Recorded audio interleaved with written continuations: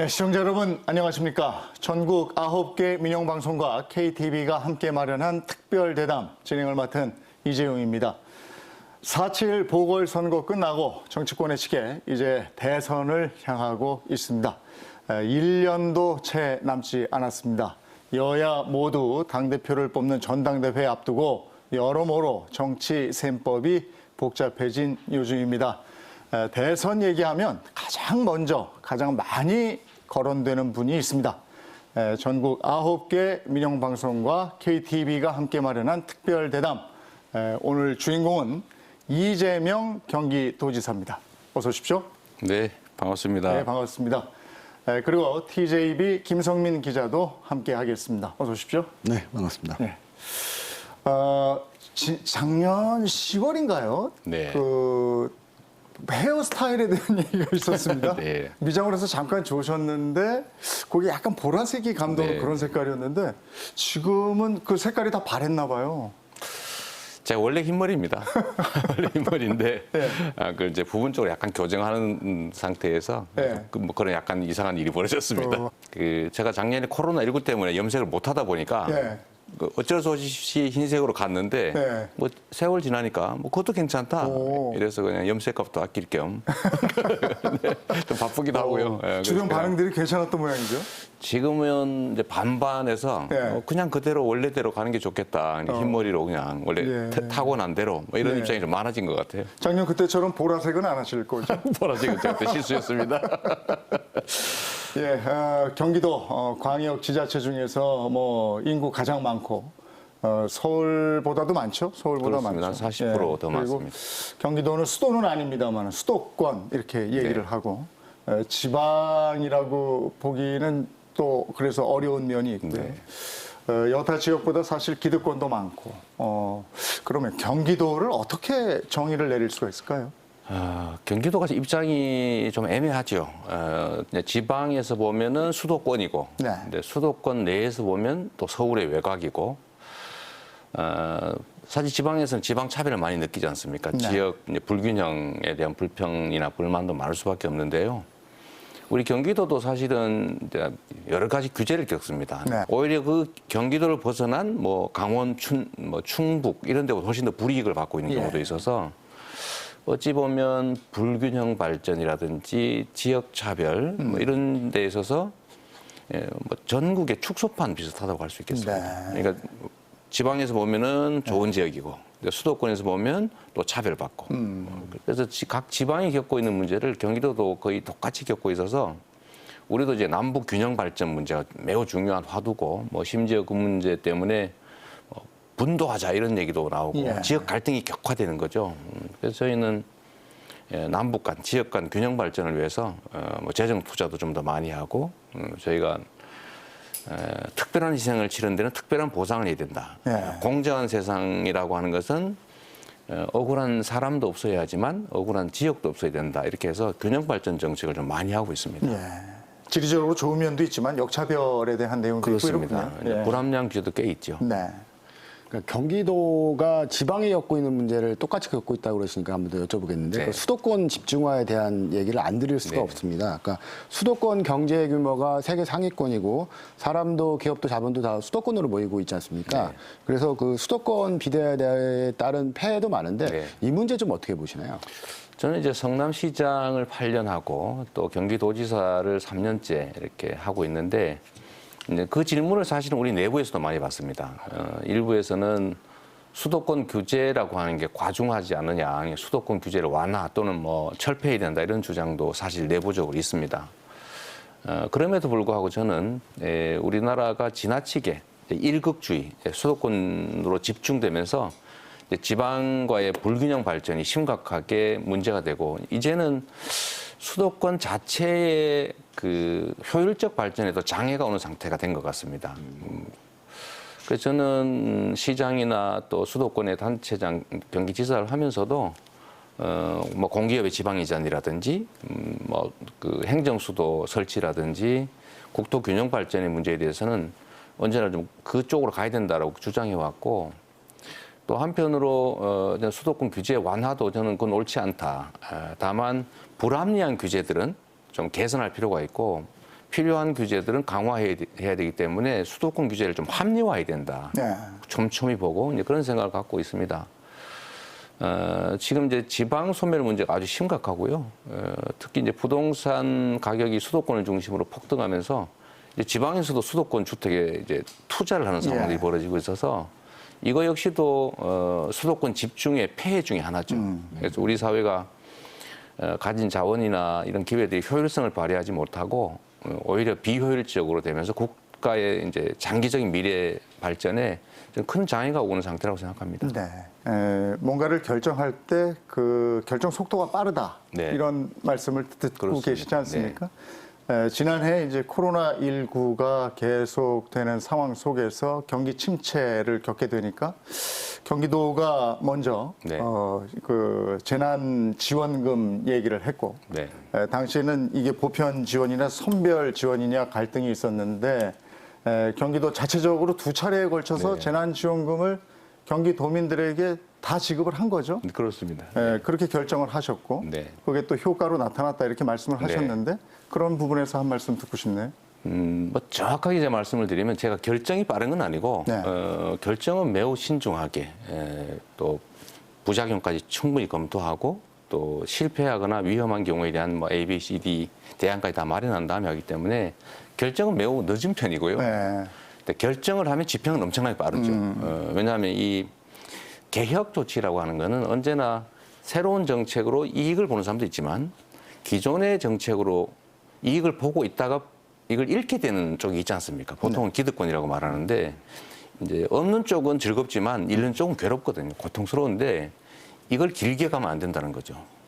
고통을 적게 하고 신속하게 종결을 지어서 다른 대안을 빨리 만드는 거예요. 그게 저는 공공정책에서 매우 필요한 부분이라고 생각합니다.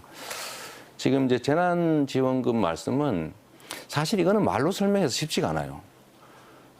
그런데 제가 비교 대상을 하나 지금 제안을 제시를 드리면 이미 재난지원금을 지금 네 차례 지급했지 않습니까? 네 번째 지금 지급하고 있고 지역화폐로 보편 지원을 해가지고 모두에게 똑같이 지급해서 이제 동네에서 쓰게 만들었던 1차 재난지원금은 13조 4천억 원 정도고요. 이제 2차, 3차 이거는 합계 한 19조 원 정도. 그거는 선별해서 현금으로 지급했죠. 근데 4차도 지금 선별해서 현금으로 지급하고 있습니다. 액수는 막 20조 원 정도인데 한 3배쯤 되잖아요. 근데 우리가 지금 현장에서 그냥 체감으로 느껴보면 1차 재난지원금 지급 당시는 온 동네가 거의 뭐 대목 분위기였습니다. 그리고 이제 통계적으로도 이제 소득 격차가 좀 줄었고요. 아래쪽은 좀 늘고 위쪽은 좀 줄고. 그다음에 자영업자들의 매출이 동네 중심으로 늘어나면서 소비가 좀 촉진이 돼가지고 사실 작년에 우리 경제가 그 마이너스 1%로 선방하는데 2분기 경제가 크게 영향을 받은 게 사실입니다.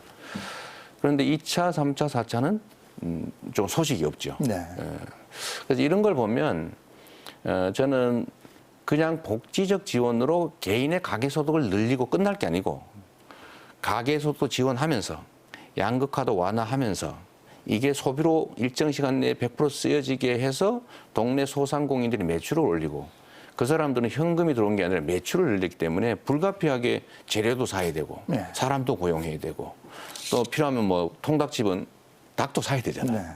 근데 이게 이제 경제 선순환 효과가 있는 거예요. 그래서 이게 우리가 경제가 어려움에 처했을 때 보통은 기업에 대한 공급 측면을 중시해서 공급을 강화했는데 지금 모두가 알다시피 경제가 공급과 수요로 이루어진다면 수요가 부족해서 경기 침체가 오고 있지 않습니까?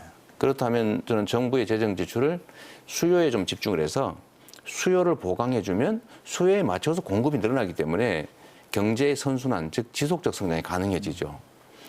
그래서 저희는 이 점을 저희가 기존의 재정 정책 또는 복지 정책과 완전히 궤를 달리하기 때문에 아니 그걸 한다고 해서 반드시 효과가 있다는 법이 없지 않느냐라고 하는 분들이 많기 때문에 이걸 체감을 해봐야 됩니다.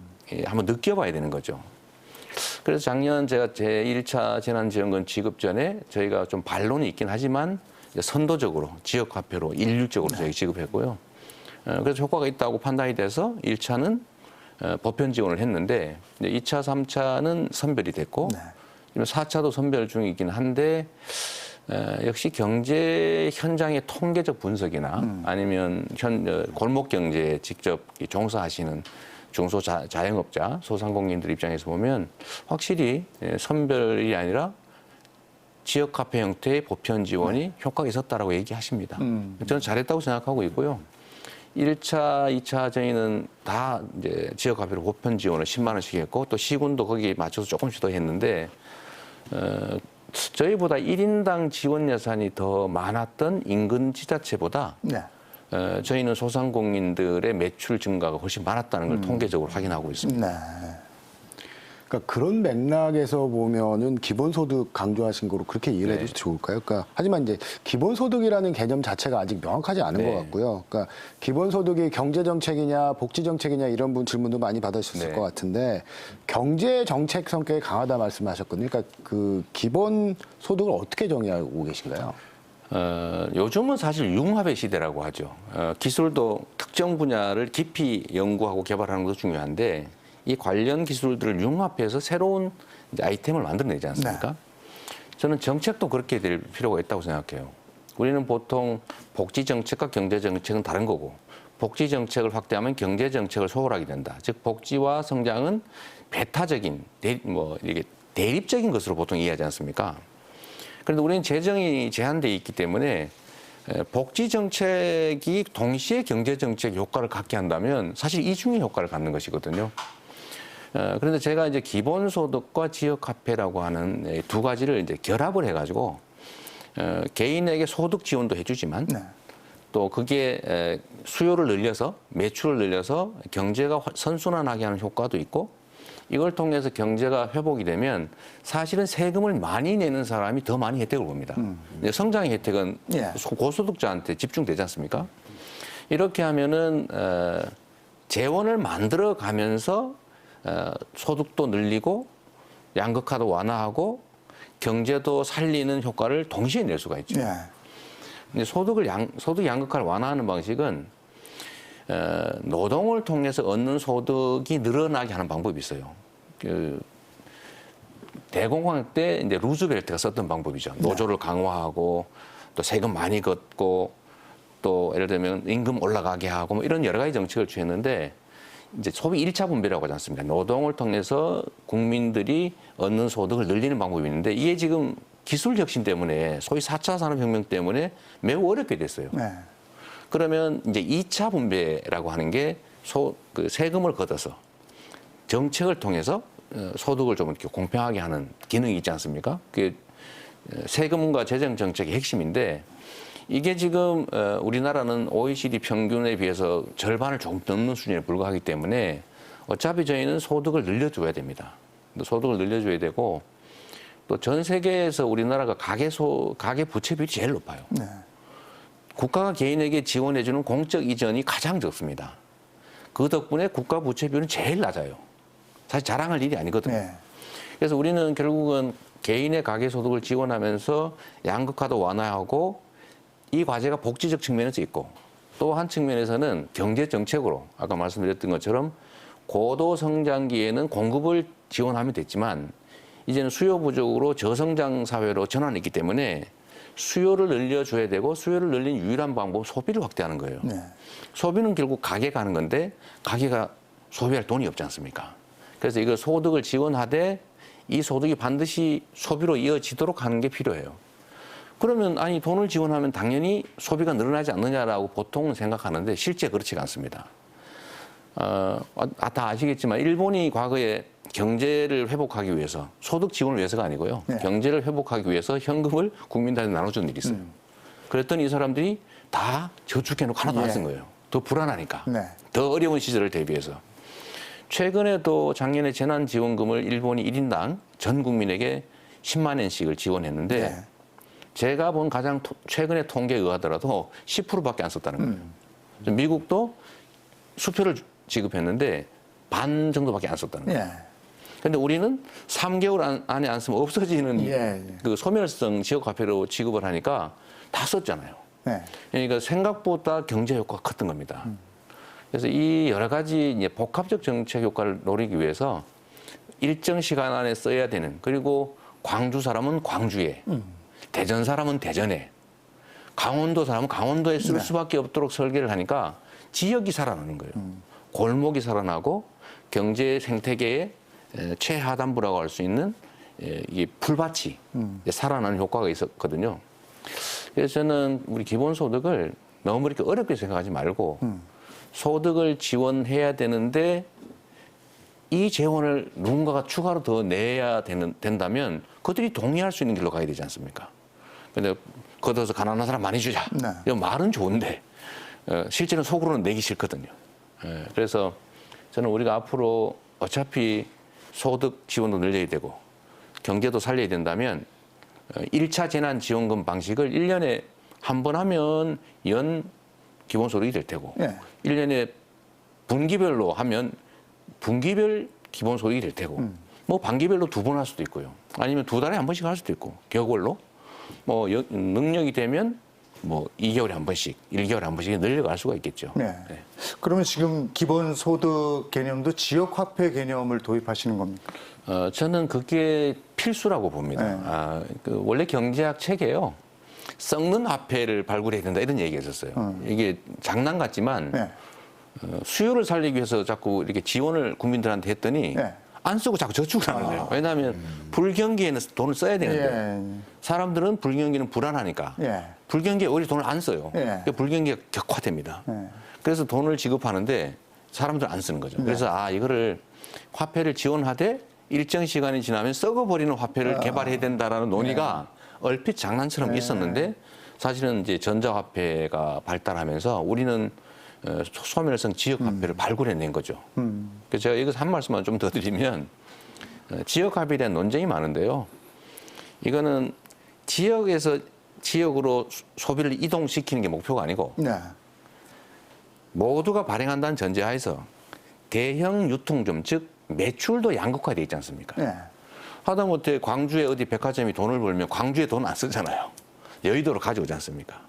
어디 건설회사가 돈 벌면 거기도 안 쓰고 다 수도권으로 가져오거든요. 예. 재정, 금융도 다 수도권에 집중되고 매출도 집중되기 때문에 이 매출도 대형 유통 재벌 대기업에서 동네 골목 상권으로 내려주는 거예요. 그러면 대형 유통 재벌들 입장에서는 1조 원을 팔아서 1,000억이 남았다. 그러면 그냥 회사 회계에 1,000억 늘어나는 거죠. 근데 만약에 동네 광주에서 뭐 매출이 그 300억이 늘었다. 네. 그러면 그 300억 매출을 한 동네 통닭집 주인은 그걸 돈을 안 쓸 수가 없지 않습니까? 그 아이들한테 용돈 줘서 문방구도 살고 반찬값 하라고 뭐 그 집안에 가게 있으면 반찬 가게가 살고 반찬 가게는 또 자기가 돈 벌어서 또 써야 되잖아요. 이게 순환이 빠른 겁니다. 이게 소위 승수 효과가 높다고 하죠. 그래서 그 측면에서 보면 지원하되 소비로 연결되고 소비되되 대형 유통점이 아니라 동네 골목 상권에 풀려서 동네 말단 경제 조직이 살아날 수 있게 하는 게 필요한 거죠. 예. 그게 그러니까 기본소득이 그 다른 나라에서 실험적으로 실시해 본 나라가 있는데 네. 성공 실패에 대한 의견은 또 분분하잖아요. 근데 지금 말씀하신 기본소득에 대한 얘기는 또 우리식이네요. 네, 그러니까 그렇습니다. 어떻게 보면 경기도식이네요. 한국형이라고 하는 게 맞을 겁니다. K 기본소득 할 수도 있을 것 같은데요.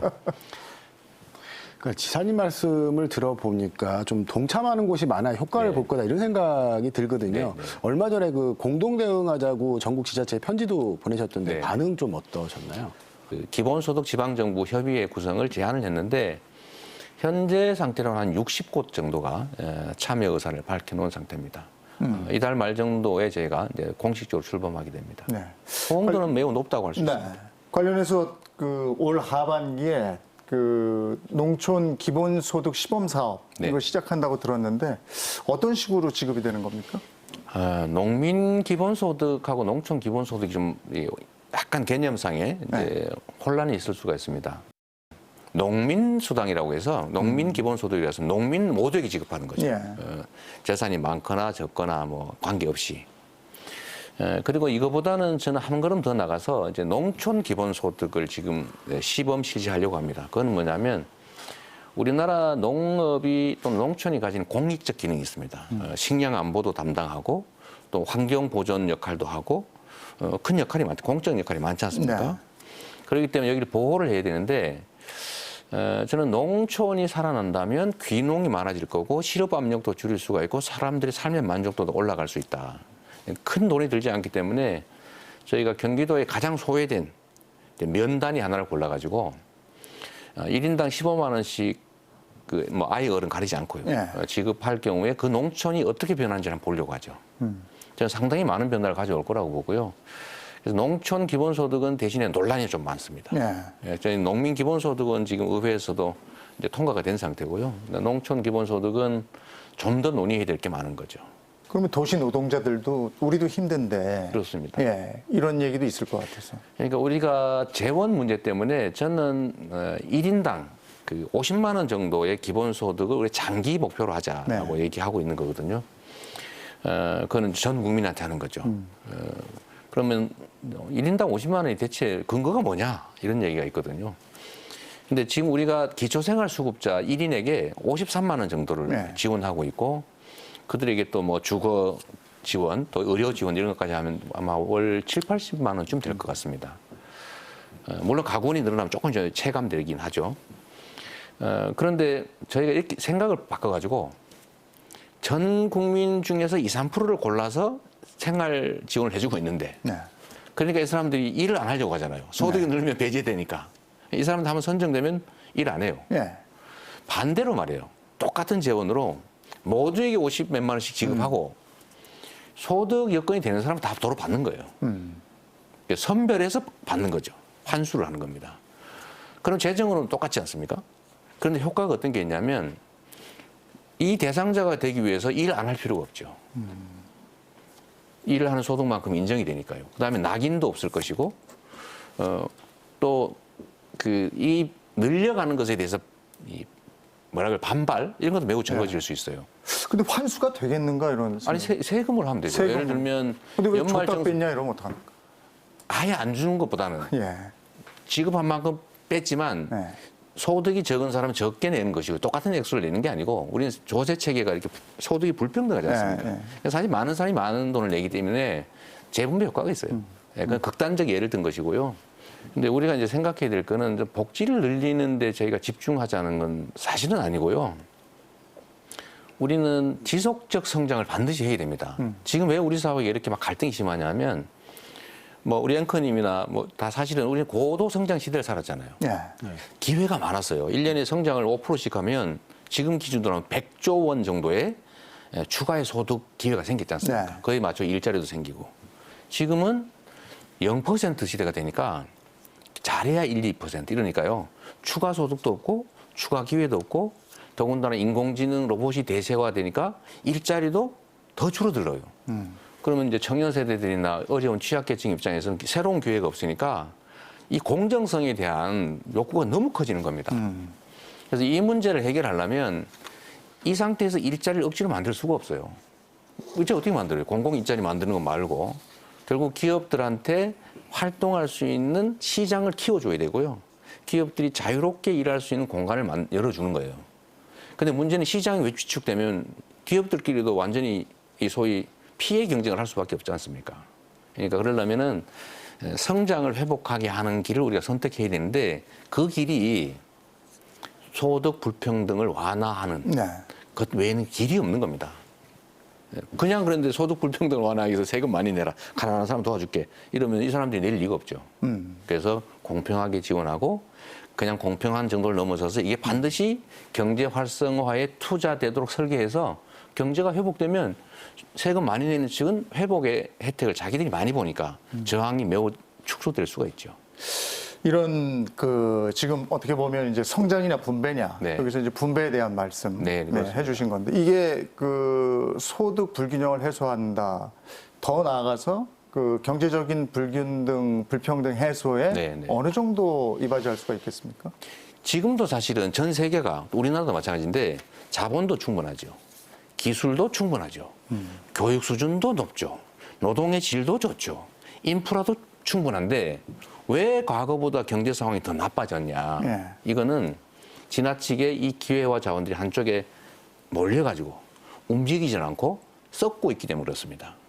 아주 극단적으로 예를 들면 이 벽실을 뿌릴 사람들은 그 농사 짓는 사람이 벽시가 없는데 누구는 이 나락을 막 999가마 쌓아놓고 야, 한 가마 더 뺏어가지고 한 1000석 만들어야지 이러고 있는 상황 비슷하거든요. 이럴 때는 농사를 지을 수 있는 기본적인 벽시는 다 나눠줘야 됩니다. 네. 그래야 더 큰 기회를 누리잖아요.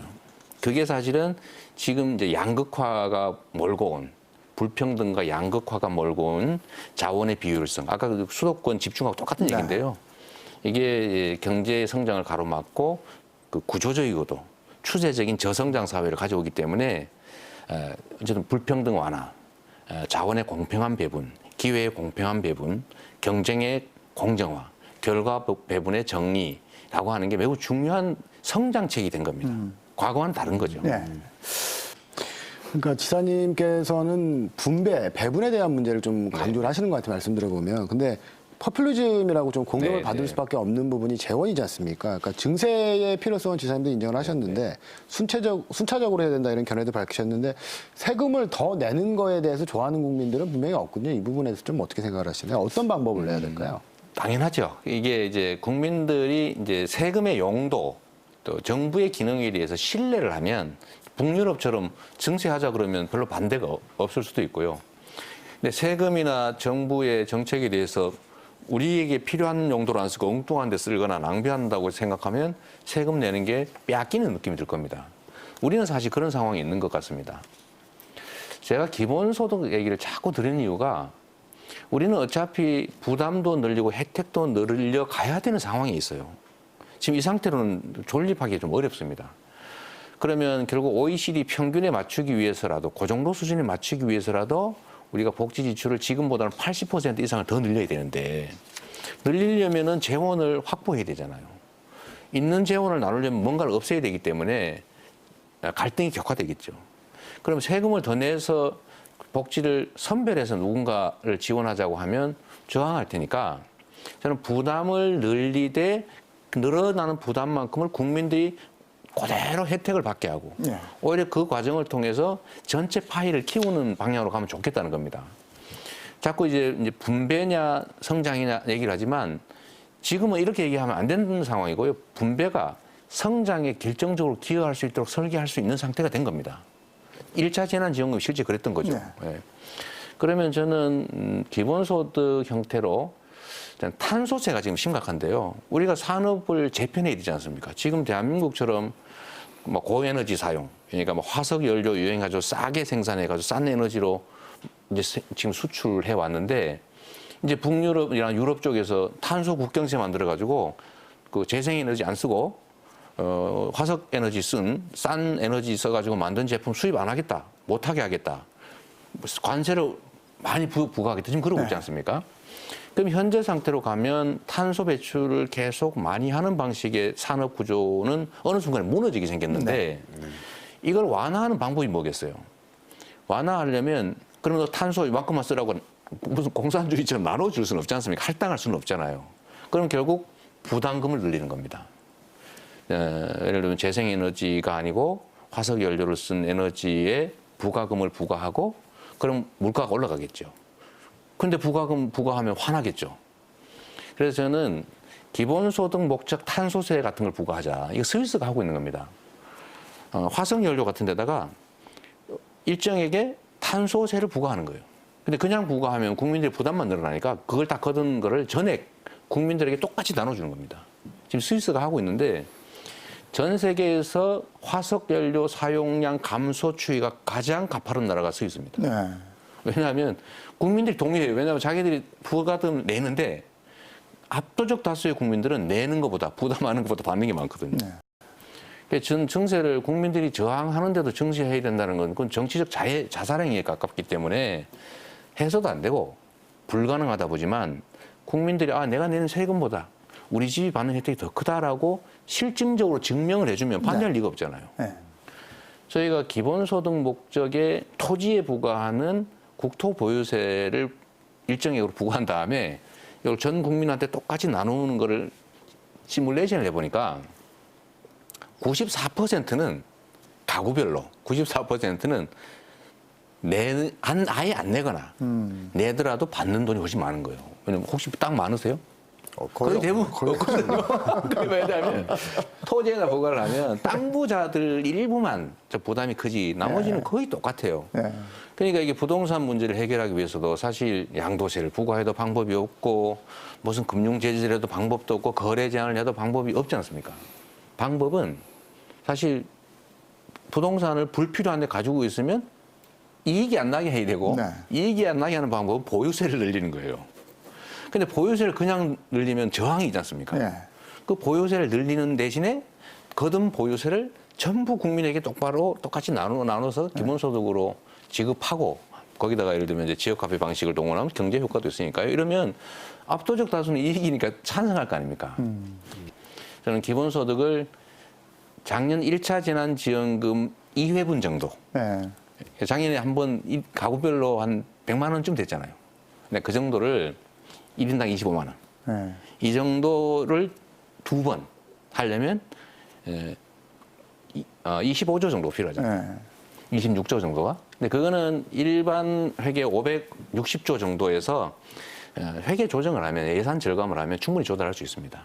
그래서 그렇게 한번 지급해 보고 국민들이 작년 재난지원금 1차 지급했을 때처럼 1년에 2번 하니까 한 두어 달씩 경제가 사네.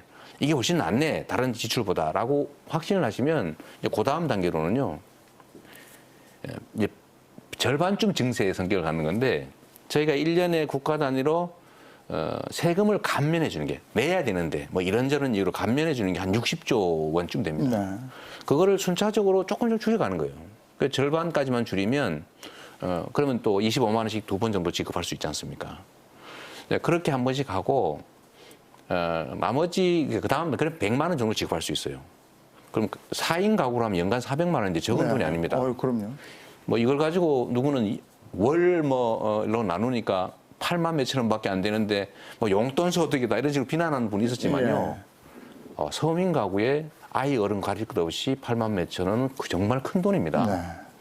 그러니까 이렇게 해서 국민들이 감면을 해서 그것도 사실상 증세니까요.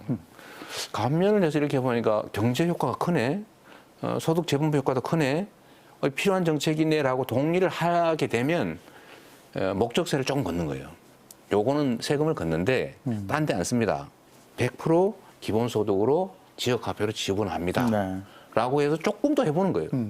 그럼 국민들이 받아들일 거 아닙니까? 그럼 조금 더 늘리고 이렇게 해서 이걸 아주 한 10몇 년 이렇게 장기 목표를 가지고 늘려가는 거예요. 국민 동의를 받았을 때는 가능할 거라고 보고요. 누가 그런 걱정을 하시던데 이재명 지사 저 사람은 막 밀어붙이는 걸 보니까 혹시 아무거나 막 밀어붙이지 않을까 이런 걱정을 하시는 게 있더라고요. 저는 다 합의해서 처리합니다. 네. 동의할 수 있는 조건을 만드는 거죠. 네. 네, 9개 지역민방과 KTV가 공동으로 마련한 특별대담 이재명 경기도지사와 함께하고 있습니다. 이번에 보궐선거 얘기를 안 할 수가 없었어요. 네. 제가 매우 곤란한 질문을 받게 될 것 같네요. 지금 뭐 여당도 나름대로 복귀를 하고 있을 겁니다만 어떻습니까? 이 실패의 원인이 뭐라고 생각하십니까? 일단 국민들께서 촛불 혁명을 통해서 정권을 바꿨는데 소위 말하는 적폐 권력을 내치고 새로운 촛불 혁명 정부 또는 뭐 촛불 정부를 만들었고 거기에 또 뭐 일정의 뭐 개혁, 뭐 청산, 개혁 이거 하다 보니까 많이 방해를 받으니까 180석을 몰아주면서 좀 제대로 해라라고 했는데. 국민들 입장에서는 1년 지나고 보니까 만족스럽지가 못한 것이겠죠. 정치라고 하는 건 기본적으로 국민이라고 하는 집단 지성체가 고용한, 임명한 대리인, 머슴들 아니겠습니까? 일꾼들인데 자기에게 삶의 만족도가 높아지는 성과를 내가지고 내 삶이 나아졌다 그러면 머슴 막 칭찬할 거예요. 그런데 실제로는 별로 나아진 게 뭐지? 이런 생각을 아마 하게 된 것 같습니다. 네. 그 중에 이제 가장 결정적인 게 아마도 이제 안 그래도 소득 양극화와 일자리 부족 문제 때문에 어려운데 지크화시 폭등을 해가지고 주거 불안도 가져왔고 자산 불평등도 격화되고 보니까 권력을 가지고 그걸 통제하고 공정하게 그 사회 질서를 유지해야 될 사람들이 자기가 맡긴 권한을 이용해서 국민이 맡긴 권력을 이용해서 사적 이익을 취하고 있더라. 네. 너무 화나는 거죠. 그래서 이런 부분들에 대해서 우리 국민들께서 저는 우리 집권 여당에 좀 잘해라. 잘못하면 큰일 나는 수가 있다. 마치 이렇게 사랑하는 자식 성공하라고 이렇게 공부 열심히 하라고 이제 매질을 하는 회초리든 전 국민의 심정이었다고 저는 받아들입니다. 그런데 저는 우리가 앞으로 그럼 민주당이 어떻게 해야 되겠냐라는 점은 사실은 우리 국민들이 기대하는 바가 있지 않겠어요? 다만 그 기대하는 바를 해석하는 사람에 따라 좀 달라요. 그런데 저는 그렇게 생각합니다. 정책에서 정말 기발한 아이디어를 내가지고 화끈하게 한 번에 엄청난 효과를 낼 수 있는 건 없는 거예요. 네. 그런 게 있다면 지금까지 아무도 안 했겠습니까? 저는 작은 일들을 여러 곳에서 동시에 많이 해야 된다. 좁쌀을 하나씩 모으듯이. 근데 그건 쉽거든요. 그래서 굳이 말씀드린다면 좀 실용적으로, 실사구시적으로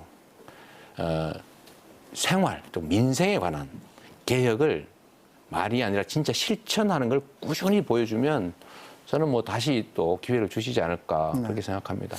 당내에서는 어떻습니까? 당내 주류에서 또 지지를 끌어내셔야 네. 이제 내년에 바로 대선 레이스의 본 주자로 나가실 텐데 그 부분은 어떻습니까? 지금 뭐 아직도 대선 나간다는 말씀 드린 일이 없고요. 아직 시간이 많습니다. 이 정치에서의 한 달은 다른 세상의 한 달과 전혀 다르더군요. 제가 보니까. 근데 저는 정치는 기본적으로 그 정치인이 하는 것처럼 생각하지만 저는 국민이 한다고 생각합니다. 지금의 국민들은 과거에 이렇게 모래알처럼 흩어져서 뭐 언론이나 특정 정치 세력이 일방적으로 주는 정보에 놀아나던 그런 개별적 존재가 아니고요. 어떤 정치인보다도 정보도 빠르고 판단도 빠르고 소통도 아주 즉시 이렇게 하는 저는 유기적인 그 집단 지성체라고 생각합니다. 저는 사실 거기만 믿고 왔잖아요. 뭐 아시겠지만 제가 뭐 정치적으로 무슨 배경이 있습니까? 조직이 있습니까? 후광이 있습니까? 뭐 지원 세력이 있어요. 뭐 학연, 지연 뭐 그런 거 없잖아요. 그런데도 인정을 일부나마 제가 받는 거는 결국은 맡긴 일을 잘하는구나. 또는 맡긴 일에서 뭐 내가 좀 도움이 되네. 라고 저는 판단을 받았다고 생각합니다. 그래서 저는 당내에 뭐 주류나 비주류 이런 건 사실 뭐 없다고 생각하고요. 입장이야 뭐 다양하겠지만 결국 정치인은 당내에서는 당원의 의사를 따를 수밖에 없고 그 당원도 드러나는 소수의 극렬한 당원이 아니고요. 그 바닥에 좀 큰 물처럼 흐르는 그 흐름이 있거든요. 그 흐름에 따라갈 수밖에 없고 당심이라고 하는 것도 결국은 거대한 민심을 역행할 수는 없습니다. 뭐 우리가 자주 쓰는 말로 뭐 군주 민수 이런 말을 하잖아요. 네. 그러니까 왕이 모든 것을 소유하던 이 왕정 시대에도 국민이 무서운 존재였거든요. 네. 진짜 국민들 민심에 반하는 행동 많이 하면 막 역성혁명도 일어나고 그러잖아요. 네. 그 무서운 시대에. 근데 지금은 개개인 국민이 주인이라고 하는 국민 주권 국가인데 결국 국민이 이제 시시때때로 평가하고 또 지금 여론이라는 이름으로 일상적으로도 감시 견제를 하는데 어떻게 국민의 뜻에 어긋나겠어요? 그래서 저는 정치인들이 막 자기 편 많이 모아서 이리 하자 저리 하자 한다고 해도 그렇게 되지 않을 거라고 저는 확신하는 사람이고요. 마치 그 거대한 그 경류가 민심이라면 그 위에 떠 있는 배들끼리 막 반대 방향으로 가려고 노를 젓거나 제가 전에 한번 반대 방향으로 노졌다가 제가 뒤집어진 일이 있거든요. 그게 억지로 되는 게 아니더라고요. 네. 그래서 저도 이제 느낀 바가 있는데 저는 당내의 무슨 뭐 정치 세력의 분포 문제나 이런 것은 결국 그 짧게는 당의 마음, 당심, 좀 길게 넓게는 결국 국민의 뜻에 따를 수밖에 없다고 보고 저는 가능하면 국민의 뜻에 맞추려고 합니다. 국민들은 아까도 말씀드렸지만 정치인들을 고용한 것이거든요. 정치는 저는 지도한다 하는 게 아니라고 생각해요. 서번트죠. 대신하는 사람인데 저는 정치인들이 앞서서 끌어간다기보다는 얼마나 빨리 국민의 집단 지성을 따라가느냐에 저는 성패가 있다고 생각해요.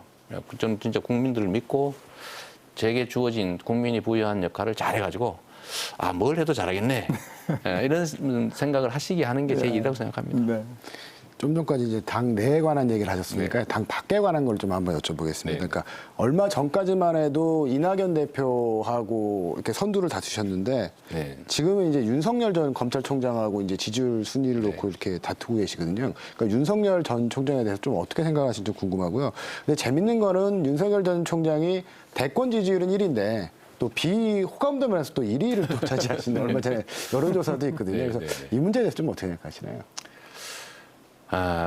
제가 보니까 제가 뭐 그 부분을 잘 모르니까요. 뭐 구체적인 말씀을 드리기는 어렵고 그만두시는 날 이렇게 낸 메시지를 보니까 평소에 준비를 좀 많이 하셨구나, 준비를 잘하셨구나 이 생각이 들었습니다. 보통이 아니시다. 그 생각이 하나 들었고요. 또 한 가지는 결국 국민의 눈높이에 맞는 이제 판단을 받을 수밖에 없을 텐데. 뭐 맞추기 위해서 많이 노력하셔야 되겠죠. 모두가 부족하잖아요. 완벽한 사람은 없는 거고. 그래서 지금 공부 열심히 한다는 기사가 많이 나던데요. 열심히 잘하셔서 국민이 쓸 수 있는 훌륭한 도구가 되면 국민들 입장에서 좋은 도구 많아서 그중에 고르는 재미도 있지 않겠습니까? 네. 자신감 좀 있으신가요? 자신감은 아니고요. 네네. 지사님 지금 말씀하신 거 쭉 들어보니까 좀 준비를 많이 하셔가지고 열성 지지자도 많으신 것 같은데 네. 이미지가 좀 강하기 때문에 좀 거부감 느끼는 네. 분들도 많다. 이런 평가 좀 있거든요. 이 문제 좀 어떻게 보시나요? 모두가 동의하는 일을 부드럽고 우아하게 하면 제일 좋죠. 그러나 정치에서는 모두가 동의하는 일은 없는 거예요. 그런 건 진리죠. 그런 건 이제 목사님들 같은 분이 하시는 거고요. 사회사업가가 하시는 일이고, 정치에서 선출된 정치인들에게 권한을 부여하는 일은, 권한이라고 하는 게 의사를 강제할 힘을 말하잖아요. 그 권한을 부여하는 일은 최대한 협의하고 논의해서 수렴하되 안 되면 맞는 방향으로 좀 실력을 행사해서라도 갈 수 있는 힘을 준 거 아니겠어요? 말씀드렸지만 세상은 모든 일이 다 복잡한 이해관계가 있는데 우리가 더 나은 세상을 만들어야 되고 더 나은 세상을 만들기 위해서는 이 세상에 없는 새롭고 획기적인 아이디어를 발견해가지고 집행하는 게 아니고 결국 이미 인간 세상의 모든 문제는 드러나 있고 그 문제를 해결하기 위한 온갖 정책들이 있는데 이 정책 중에서 가장 효율적인 정책은 가장 저항이 많은 정책입니다. 그러면 이 저항을 극복하고 새로운 질서를 만들어야 그게 개혁이고 더 자원도 효율적으로 쓰여지고 또 만족하는 사람이 늘어나지 않습니까? 그게 저는 이제 우리 정치인이 해야 될 일이라고 보고요. 그 측면에서 저는 해야 될 일, 할 수 있는 일이고 국민이 원한다면 저에게 주어진 권한으로 1차는 설득하고 2차는 타협하고 3차는 권한으로 강제하죠. 근데 저는 해야 될 일이고 할 수 있는 일이고 국민이 원하는 일이라면 저항이 많더라도 그냥 해요. 그러니까 시끄럽습니다. 하지 말라고 그래요, 보통. 제가 전에 그 개국 단속한다는 게 미쳤다고. 네. 그 수십 년 소위 개국 이래 한 번도 단속 못한 걸 무슨 수로 단속을 하겠냐고. 이러다 죽는다. 이래서 많이 말렸거든요. 네. 근데 제가 믿는 게 있었습니다. 믿는 게 저항이 없을 수가 없지 않습니까? 그 사람들도 권리금 주고 들어간 사람들인데 그것도 몇 억씩 뭐 이렇게 주고 심지어 몇십억 주는 사람도 있거든요. 그러니까 그 사람들을 설득을 해야 되는데 설득 안 하면 그러면 안 할 거냐. 그럴 수는 없잖아요. 근데 거기서 중요한 게 그런 것 같습니다. 신뢰예요. 신뢰 뒤에 있는 권위. 저는 말한 걸 꼭 지키거든요. 왜냐하면 제가 그 말해놓고 안 하더라라고 불신을 사게 되면 제가 행정력을 행사하는데 불신이 생겨서 저항과 마찰이 너무 세져요. 우리는 말하면 한다. 꼭 해요, 진짜로. 그러니까 저는 이 합당한 일이고 결정하면 한다라고 하니까 이번에 개국 단속할 때도 네. 저항이 거의 없었어요. 제가 살 길도 만들어 드렸거든요. 퇴로, 더 나은 길, 그냥 버티다가 처벌받고 막 엄청나게 돈 물어내고 하는 길. 선택하게 하고 돈은 여기 예산 투자하고요. 근데 이렇게 하니까 동의해서 1,600개 사업체 중에서 6개만 저희가 강제 철거했고요. 나머지 99.7%도 다 자유를 철거했습니다. 지금도 매우 협조적으로 새로운 길을 만들고 있죠. 닭죽 대신에 커피를 팔자, 네. 샌드위치를 팔자, 아니면 이 풍광을 팔자. 그렇죠? 그런 거 가능하잖아요. 그런 것처럼 저는 저항이 많은 일들을 많이 했기 때문에 인정도 받고 또 그것 때문에 피해 보거나 아니면 마뜩치 않은 사람들 입장에서는 뭐 원망하겠죠. 그러나 제가 단언할 수 있는 거는 저는 불법적이거나 비상식적이거나 불합리한 일을 하지는 않았어요. 다 법률이 정해진 해야 될 일을 했을 뿐이고요. 네. 그리고 정치가 원래 그런 거 아닙니까? 어떻게 99% 또는 100%의 찬성을 받아 일을 하겠어요. 할 일을 하고 51%가 찬성하고 49%가 반대하면 하는 거예요. 네. 네, 이 정도는 너무 약하지만 뭐 7대 3인데 저항이 극렬하다. 네. 30%가 막 극렬히 반발하고 네. 뭐 욕하고 비난하겠죠. 근데 원래 찬성하는 소리보다 비난하는 소리가 크거든요. 근데 그것 때문에 정치인들이 저항이 있는 일을 안 하려고 합니다. 네. 근데 저는 그거보다는 다른 길을 갔으니까 또 인정받는 게 있는 거죠. 그래서 운명이라고 생각합니다. 그 음주만큼 양지 있는 거죠, 뭐. 이재명이라는 이름이 한참 이제 그 많은 사람들한테 오르내리기 시작할 즈음에 한참 됐죠.